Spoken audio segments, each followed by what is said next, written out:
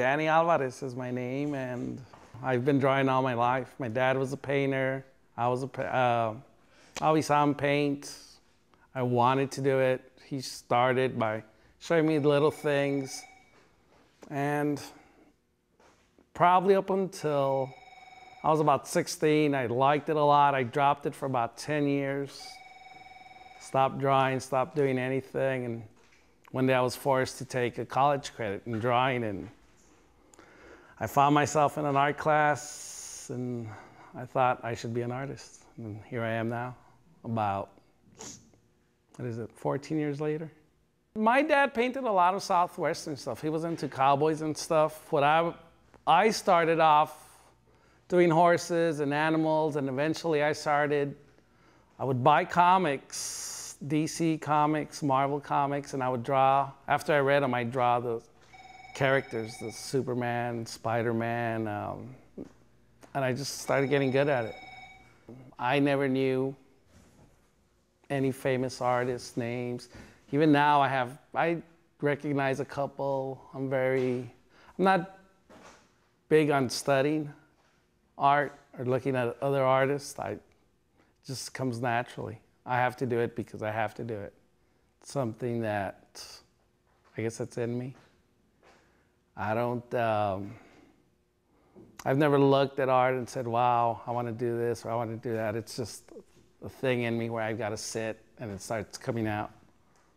This piece here, it has to do with the Virgen of Guadalupe, who is the equivalent of the Virgin Mary. She was an Aztec god, and when the Spaniards took over the Aztecs, or conquering the Aztecs, and they were trying to convert them into Catholicism, they needed almost like something to bind them together, something that the Indians would accept. So they took this goddess, who was the goddess of earth to them, Mother Earth. Her name was Tenochtitlan, and they actually put her in the traditional Catholic garb, the dressing, the crown, the headdress,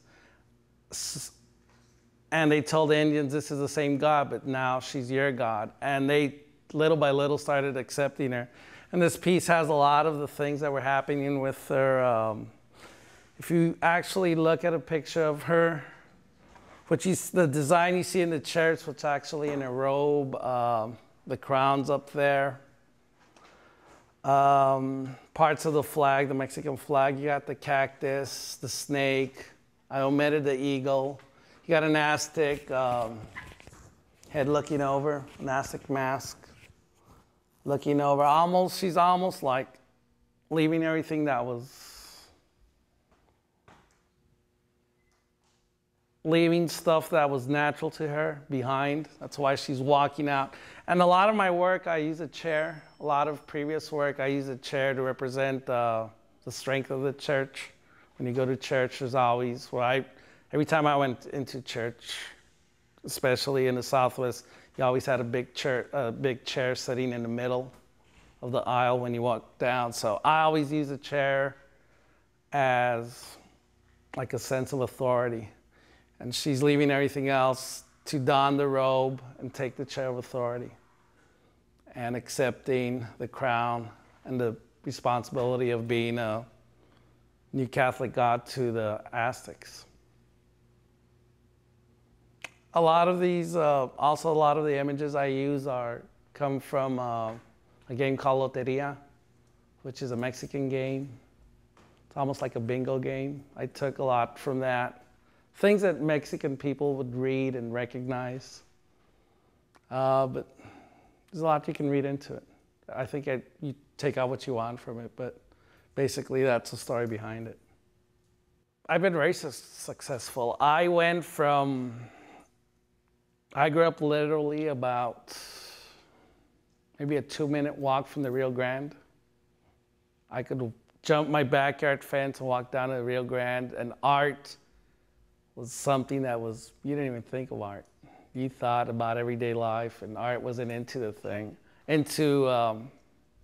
a conversation. Art just didn't exist other than what you saw in your house.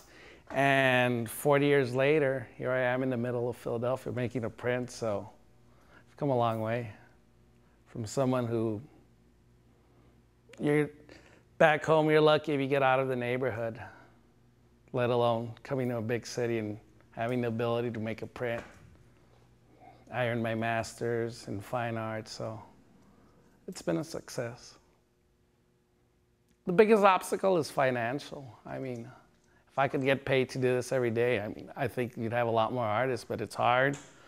But I've had a lot of doors open for me. Brandywine's been very good for me. I just got a year residency at the Border Art Residency. It's been good for me. Temple paid my full scholarship. I've had a lot of opportunities to make art and get paid for it. A lot of people think there's no money out there for artists, but if you look hard enough and do what you have to do, you find stuff. And I've been lucky enough to get these opportunities. I'm not real big on history. I'm not real big on going and looking at other work and saying, okay, well, I know this about this. I can talk a real good game. I'm not big about that, but when I get home and I'm alone, I need to do this. It's in me and it has to come out.